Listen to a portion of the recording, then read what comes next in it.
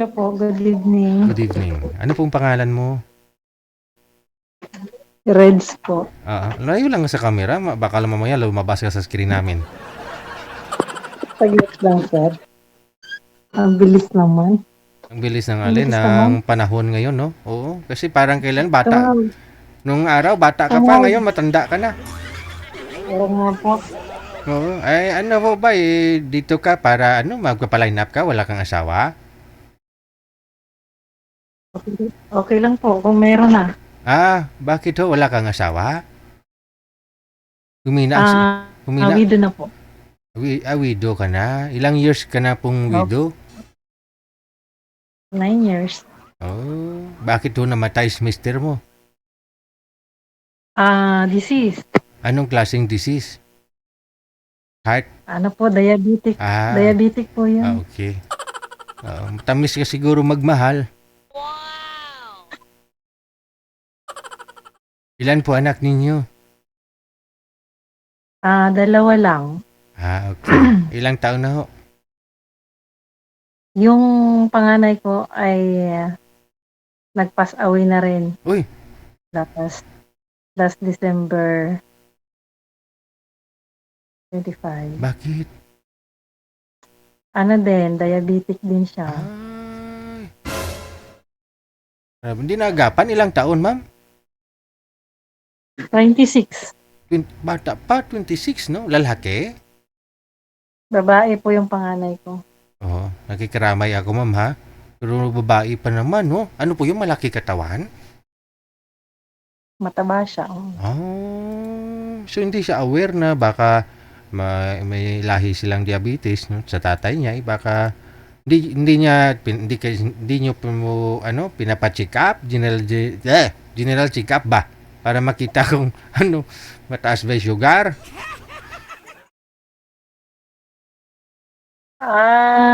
May asawa na kasi yun. So, parang Ah, labas-pasok na kami sa ospital hanggang sa yun.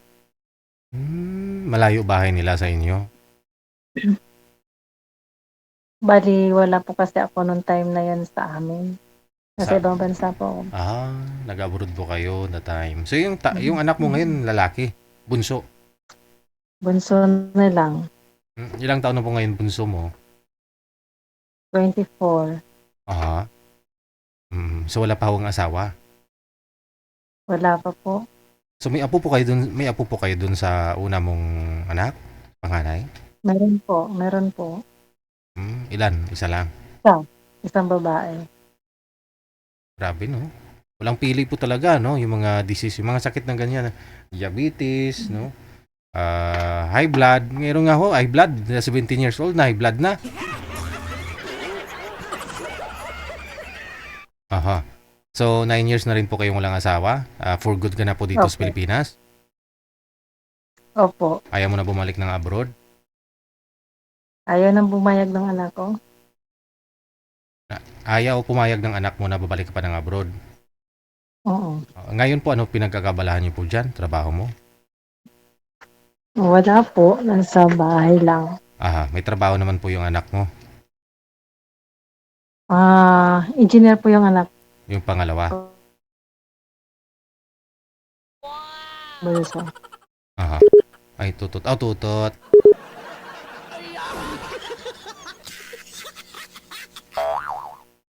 Saan nyo na yung pangalan ni madam? Engineer na ho yung anak niya, oh. Mga sir. Bakit sir? Napita na. Saan po kayo ngayon? Andito po sa Fairview. Fairview. Anong Fairview? North? West? Quezon City po. West. West. No, Fairview. Okay. Adi, dyan kayo, may condominium ka pala dyan. So, ikaw lang po mag-isa. Wala po pala kayong kasama. Wala po. So, naghanap po kayo ng mapapangasawa. At taga saan po ang gusto mo? Mga ilang taon at anong pangarap sa buhay? Siguro yung ano lang po. Mga kasama habang tumanda. Oo. Kasi bata ka pa eh. Pag tumanda ka, wala ka na. Okay. Ilang taon na po kayo, ma'am?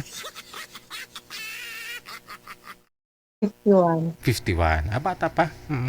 Oo. So, yun po, dapat may mga kasama ka sa pagtanda. Ngayon po kasi wala ka pa masyadong nararamdaman, no? Sakit-sakit sa katawan. Pero siyempre, pag edad mo talaga ng 60, ayun na, nag-umpisa nang mawala yung mga litid-litid sa joints, sasakit na, no? Likod mo, sumasakit na. Oo.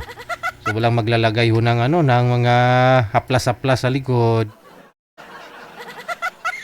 Mhm. So ngayon po, ano pa po yung pangarap mo sa buhay mo, ma'am? Siguro yung may makatuwang, may makasama, companionship, parang Aha. ganun. Oo. Yung gagala-gala ka na lang, no? Buti maaga ka na retire, no? Kasi yun nga po, dalawa lang Saan ho po? anak mo. Yung isa na lang po yung natira sa anak mo. Yung apo mo pala sa panganay, saan na? Nandun po sa ama, Malayo sa inyo. malayo po. Hindi ka pumapasyal po doon para makita mo naman yung apo mo? Ano po, bata pa kasi, parang ayaw sumama pag Oo. Siyempre, di ka nasanay kasi doon sa sa lola ng asawa. Alright. Sige. Hanapan kita na makakausap, ha? Kasi 50... ilang taon ka na, ma'am? Sabi mo? 51. 51. Okay. Mula po sa may Fairview, Quezon City. Standby po kayo sa linya, madam, ha? Okay lang po. Okay. Mga sir, 51 years old, si Madam Regina. Pangalan niya si Regina. Mula po sa may Fairview. Ibang gala-gala na lang, no? Makakasama sa lahat ng mga gawain. Magchi-church na lang.